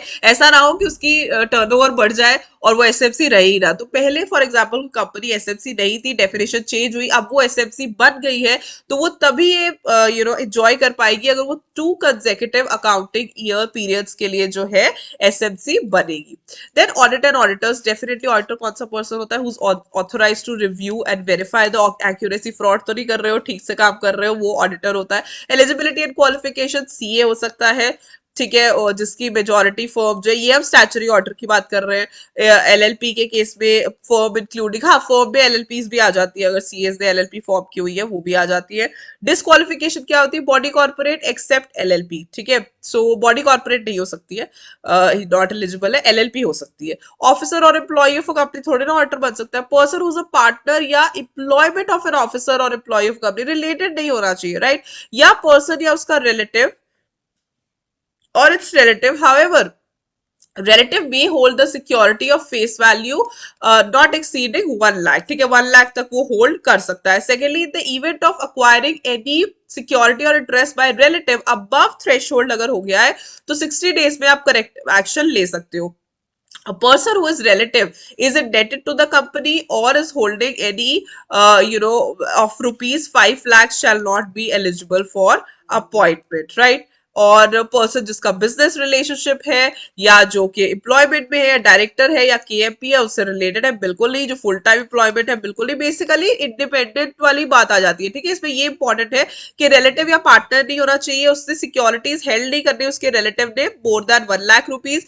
अगर ऐसा कुछ हो भी जाता है तो 60 डेज में आप करेक्टिव एक्शन ले सकते हो। इंडेटेड नहीं होना चाहिए वो 5 लाख से ज्यादा, बिजनेस रिलेशनशिप नहीं होनी चाहिए, केएमपी वो नहीं होना चाहिए, फुल टाइम एम्प्लॉयमेंट में नहीं होना चाहिए, convicted by court and a period of 10 years have not elapsed, right? convicted by court है और 10 साल के पीरियड के बाद ही आप उसे अपॉइंट कर सकते हो, तब तक आप उसे अपॉइंट नहीं कर सकते हो। डायरेक्टली और इनडायरेक्टली रेंडर्स एनी सर्विस जो 144 से रिलेटेड है, देन राइट, ये डिस्क्वालिफिकेशन है जिनका आपने ध्यान रखना है। अपॉइंटमेंट ऑफ ऑडिटर्स, जो फर्स्ट ऑडिटर है वो कौन अपॉइंट करता है, बोर्ड अपॉइंट कर देता है। गवर्नमेंट कंपनी के केस में सीएजी करता है, ठीक है, तो बोर्ड क्योंकि ऑफ कोर्स करना होता है तो फर्स्ट ऑडिटर अपॉइंट कर देते हैं till the first annual general meeting. First annual general meeting में फिर जो फर्स्ट प्रॉपर ऑडिटर है, जब तक वो अपॉइंट नहीं होता तब तक बोर्ड जो है वो फर्स्ट ऑडिटर को अपॉइंट कर देता है। फिर जब वो आगे अपॉइंट होता है उसका टेन्योर 5 ईयर्स का होता है। कंडीशंस फॉर अपॉइंटमेंट नोटिस क्या है, अगर इंडिविजुअल है, एलिजिबल है एंड नॉट डिस्क्वालिफाइड होना चाहिए, proposed appointment as per terms होनी चाहिए, proposed appointment within the limits होनी चाहिए, लिस्ट ऑफ प्रोसीडिंग्स उसे पता होनी चाहिए। एडीटी 1 फाइल करना है अपॉइंटमेंट ऑफ ऑडिटर्स का within 15 days of the meeting in which auditor is appointed, ADT 1 file करना है। अगर आप गवर्नमेंट कंपनी की बात करें ना तो इस केस में फर्स्ट जो ऑडिटर है वो सीएजी अपॉइंट करता है विद इन 60 डेज, ठीक है। फेलियर टू विच अगर नहीं सीएजी कर पाता तो नेक्स्ट 30 डेज में बोर्ड अपॉइंट करेगा। अगर बोर्ड भी नहीं कर पाता तो उससे नेक्स्ट 60 डेज में जो है मेंबर्स करेंगे ईओ जीएम में, ठीक है। इस तरीके से जी चलता है। आगे टेबल आएगा मैं आपको दिखा देती हूँ। Mandatory rotation of auditors, auditors को रोटेट करना इज वेरी वेरी इंपॉर्टेंट। सारी लिस्टेड कंपनीज में, अनलिस्टेड पब्लिक कंपनीज में जिसका शेयर कैपिटल 10 करोड़ से ज्यादा है, प्राइवेट लिमिटेड कंपनी जिसका शेयर कैपिटल 50 करोड़ से ज्यादा, all companies having paid up share capital और below threshold limit but having public borrowings from financial institutions of 50 crores or more। The concept of rotation वही चीज आ जाती है कि कितने टर्म्स के लिए इन्हें रखना है, राइट। टर्म्स की जहां पे बात आती है वो यही कहते हैं कि कंसेक्यूटिव टर्म्स अगर तो बात करते हैं, ऑडिटर इंडिविजुअल है, इंडिविजुअल ऑडिटर है तो 1 term of like not more than 5 consecutive years, right, वो 1 टर्म उसे मिल जाती है। अगर फर्म की हम बात करते हैं, ऑडिट फर्म है तो 2 टर्म्स मिल जाती है। सॉरी, इंडिविजुअल की बात करते हैं तो 1 टर्म मिलेगी और अगर फर्म की बात करते हैं तो 2 टर्म्स मिल जाएगी। देन रोटेशन ऑफ ऑडिटर जो है by passing a resolution in audit firm appointed by it, auditing partner and his team shall be, अपने आपस में उन्हें रोटेट करो और audit shall be conducted by more than 1 auditor. उस केस में जो है मैंडेटरी होता है कि बारी बारी से सब करें। Rotation of auditors on expiry of their terms, audit committee shall recommend, वो नेम रेकमेंड करेंगे। Where a company is required to constitute audit committee, ठीक है, ऑडिट कमेटी बताएगी किसे किसे आप रख सकते हो, किसे किसे आप नहीं रख सकते। 5 ईयर 10 ईयर का मैंने बता दिया। रीअपॉइंटमेंट आप कर सकते हो, लेकिन he is not disqualified, he has given the company a written notice कि मुझे मत रखना प्लीज, मैं दुखी हो गया आपकी कंपनी से, मैं अपना अनविलिंगनेस दिखाता हूँ, मुझे नहीं रखना है। Lastly a special resolution was pass, यानी कि पहले इसे रखने की कोशिश की गई थी लेकिन वो एक्सप्रेसली लिखा गया कि इसे नहीं रखना। तो ये 3 अगर सिनेरियोस नहीं है तो रीअपॉइंटमेंट हो सकती है। कैजुअल वैकेंसी अगर ऑडिटर की होती है तो ऑफकोर्स बोर्ड फिल करता है with in 30 days। In case casual vacancy resignation से होती है, their appointment should be approved by general meeting convened within 3 months of the recommendation। ठीक है, अप्रूवल लेना पड़ेगा जनरल मीटिंग का। एंड इन केस जहां पे सीएजी ऑडिट करता है तो सीएजी ही इसको रखेगा 30 days में। इन केस सीएजी नहीं रख पाता है तो नेक्स्ट 30 days में बोर्ड रखेगा। Appointment of auditors to fill the casual vacancy shall be made after taking into account the हाँ, ऑडिट कमेटी से पूछ के ही आपने इसे रखना है।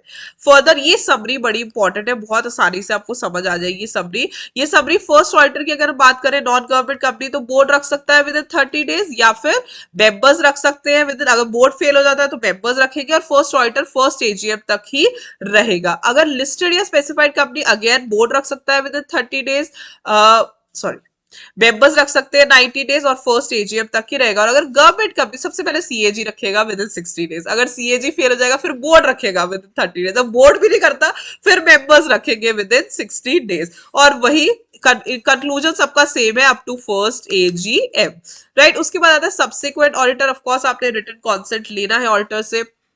मेंबर्स रख सकते हैं 6th एजीएम के बाद। Members for maximum 1 term, cooling of period 5 years देना इंपॉर्टेंट है। रीअपॉइंटमेंट जो लिस्टेड कंपनी में 5 years का कूलिंग ऑफ पीरियड देना इज इंपॉर्टेंट। और सीएजी रखेगा with in 180 days from 1st April CAG रखेगा। कैजुअल वैकेंसी के केस में अगर रेजिग्नेशन होती है तो अप्रूवल लेना है मेंबर्स का 3 months में, अप्रूवल लेना है मेंबर्स का, सीएजी लेना है विद इन 30 days। ये दोनों के केसेस में सीएजी यही करता है गवर्नमेंट कंपनी में, लेकिन इन दोनों में अप्रूवल चाहिए और अदर रीजंस में बोर्ड विद इन 30 days रख सकता है, right. Then powers of tribunal. Tribunal के पास क्या क्या पावर्स होती है? सुओ मोटो, यानी कि ट्रिब्यूनल अपने आप से या on application of a central government या सेंट्रल गवर्नमेंट की एप्लीकेशन पे या फिर किसी पर्सन के एप्लीकेशन से जो है, अगर उसे ऐसा लगता है that dissatisfied auditor whether directly और इनडायरेक्टली वो फ्रॉडुलेंट चीजें कर रहा है तो डेफिनेटली वो एक्शन ले सकता है, ठीक है। that the auditor acted in a fraudulent, अपने आप से या किसी की उससे देते हुए। रिमूवल ऑफ ऑडिटर, रिमूव कौन कर सकता है? रिमूव किया जा सकता है before the expiry after taking a previous approval of central government. Auditor जो है सबसे पहले उसका प्रायर अप्रूवल लेना है सेंट्रल गवर्नमेंट का एडीटी 2 में, ठीक है। With in 30 days of the resolution pass किया एडीटी 2 में उसका prior approval low. Company shall hold a general meeting with in 60 days of receipt of approval of central government. Auditor concern shall be given reasonable opportunity of being heard. Resignation of auditor, अगर auditor resign करता है तो it is an ADT 3। अगर government company है तो within 30 days of the date of resignation ये statement जो है रजिस्ट्रार को बतानी है, और अगर नहीं है तो भी 30 days है। गवर्नमेंट कंपनी 30 days में रजिस्ट्रार को भी बतानी है और सीएजी को भी बताना है, ठीक है। तो ये इंपॉर्टेंट है। अब क्योंकि क्या होता है रिमूवल के केस में हम कहते हैं कि आप बताओ, तो ऐसे ही ऑडिटर के केस में हम ये पूछते हैं कि ऑडिटर बताए कि इन्होंने ऐसा क्या किया कि उसे रिजाइन करना पड़ा, तो एडीटी 3 में ऑडिटर बताएगा। अगर तो नॉन गवर्नमेंट कंपनी है तो ऑडिटर आरओसी को 30 days में बता देगा, लेकिन अगर गवर्नमेंट कंपनी है तो 30 days वो आरओसी को भी बताएगा और सीएजी को भी बताएगा। अगर ऑडिटर कंप्लाई नहीं करता then he is liable to a penalty of 50,000 or equivalent to his remuneration whichever is less, और अगर कंटिन्यू होगा तो 500 per day to the maximum of 2 lakhs, right. इस तरीके से देखा जाएगा। रेम्यूनरेशन ऑफ ऑडिटर फिक्स करती है बोर्ड, फिक्स करती है बोर्ड को। ऑफ कोर्स रेम्यूनरेशन देना है, आउट ऑफ पॉकेट एक्सपेंसेस भी देने हैं, ठीक है। That is also important. Then auditor not to render cert, कुछ ऐसी सर्विसेज होती है जो मना की हुई है, ऑडिटर नहीं कर सकता, जैसे कि accounting and book keeping, internal audit नहीं कर सकता, design and implementation of any financial information system, actuarial services, investment advisory services, investment banking services, rendering of outsourced financial services, management services, any other kind of services, ये सारी चीजें auditor नहीं कर सकता। Auditors right to attend meeting बहुत जरूरी है। खुद नहीं आना तो अपना रिप्रेजेंटेटिव भेजना है, लेकिन आना जरूर है। ऑडिट रिपोर्ट बनानी होती है definitely at the end of the day, तो हमने ऑडिट रिपोर्ट ही देखनी है। ऑडिट रिपोर्ट में क्या क्या चीजें आनी चाहिए? ऑडिट रिपोर्ट में मेन चीजें जो आनी चाहिए कि प्रॉपरली इंफॉर्मेशन एक्सप्लेनेशन मिली या नहीं मिली, उसके ओपिनियन में प्रॉपर बुक्स ऑफ अकाउंट्स बने या नहीं मिले, ब्रांच ऑडिट रिपोर्ट उसे मिली या नहीं मिली अगर वो खुद नहीं कर रहा, कंपनी की बैलेंस शीट जो है वो bank accounts books of account से मैच कर रही है, whether in his opinion financial statements accounting standard से मैच कर रहे हैं, उसकी ऑब्जर्वेशन उसके कॉमेंट्स देखने, वेदर कोई डायरेक्टर डिस्क्वालिफाइड तो नहीं है, या कोई क्वालिफिकेशन कोई रिजर्वेशन उसकी पेंडिंग हो, where company internal financial control सही से देख रही है या नहीं देख रही है, ठीक है। Auditors report shall also include the views कि उन्होंने इम्पैक्ट जो पेंडिंग लिटिगेशन है यानी कि केसेस पेंडिंग है कंपनी के, उसका कोई इम्पैक्ट बताया कि कल को अगर हम हार जाएंगे तो हमारा कितना इम्पैक्ट होगा, right. Secondly the whether the company has made और एज रिक्वायर्ड अकाउंटिंग स्टैंडर्ड्स उसने बनाए हैं या नहीं बनाए, अपनी जो ट्रांसफरिंग अमाउंट है आईपीएफ में डाली है या नहीं डाली, ये सारी देखने बहुत जरूरी है। फर्दर मैनेजमेंट जो रिप्रेजेंट कर रही है अपनी बेस्ट नॉलेज एंड बिलीफ से क्या वो सही से बता रही है कि उसके no funds have been advanced और लोन्स और invested with the understanding that the intermediary shall directly और इनडायरेक्टली लेंड और इन्वेस्ट इन अदर पर्संस और entities identified to provide the guarantee, ऐसा कुछ तो नहीं। इसमें क्या है, to the best of not no funds have been advanced or loaned or invested, right, by the company to any person including foreign entities जो के whether recorded in writing जो के like intermediary shall lend or invest in other persons। second है लिए तो नहीं है आपने, वहां तो एडवांस है, यहाँ पे रिसीव तो नहीं किए वो चीज। डिविडेंड प्रॉपर्ली डिक्लेयर किया या नहीं किया। फाइनेंशियल स्टेटमेंट्स कमेंसिंग फ्रॉम 1 अप्रैल 2022 अपने सही से, हाँ ये वाला वही है कि अभी ये मूव करके 2023 हो गई है, ये अमेंडमेंट इसमें आई थी कि वो जो ऑडिट सॉफ्टवेयर आपने लगाना है उसमें एडिटिंग, क्योंकि ऑडिट ट्रायल्स में बहुत दिक्कत आती होती थी, पता नहीं चलता था ऑडिट ट्रायल्स कैसे चल रहे हैं, तो इसलिए ये चीजें आई, right.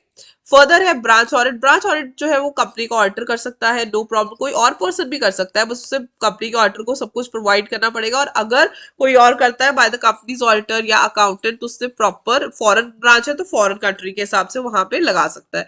Duties and powers of companies auditor क्या है, उसकी ड्यूटी ये है कि भाई वहां की भी राइट ऑफ असेस है, कोई दिक्कत नहीं है, आपको वहां से कोई चीज चाहिए आप देख सकते हो। ब्रांच ऑडिटर शायद सबमिट, उसने अपना रिपोर्ट कंपनी के ऑडिटर को देना है, और जो रिपोर्टिंग है वो कॉम्बिनेशन में आनी चाहिए, right. Further reporting of frauds bye auditor, क्या ऑडिटर फ्रॉड रिपोर्ट कर सकता है? बिल्कुल उसे करना चाहिए। ऑडिटर ने रिपोर्ट करना है सेंट्रल गवर्नमेंट को। अगर ऑडिटर को पता चलता है, और रिपोर्ट करनी कब है, जैसे ही ऑर्डर को पता चला, not later than 2 days of his knowledge seeking their reply within 45 days, 2 दिन के अंदर इमीडिएटली, पहली बात तो इमीडिएटली टू 2 days में उसे रिपोर्ट करना है, और विद इन 45 days उनका जवाब आ जाना चाहिए। On receipt of such reply और observation the auditor shall forward his report and reply along with his comments to the central government within 15 days from the date of receipt. अगर आपको मिल गया तो 15 days के अंदर अंदर जो है उसने वो दे देना है, राइट, सेंट्रल गवर्नमेंट को भेज देना कि ये जवाब आया। अगर वो कुछ जवाब नहीं देते तो 45 डेज के बाद ये नोट लिखिए कि भाई ये कोई जवाब नहीं दे रहे, तो सबसे पहले वो ये कह रहे हैं कि आप पहले कंपनी को बताओ, ठीक है। तो सबसे पहले ऑडिटर ने इमीडिएटली कंपनी को इन्फॉर्म करना है, इमीडिएटली नहीं तो एटलीस्ट विद इन 2 days उसने कंपनी को इन्फॉर्म करना है, और नेक्स्ट 45 days वेट करना है कंपनी के जवाब का। अगर कंपनी जवाब दे देती है 45 days में, जैसे ही जवाब मिलता है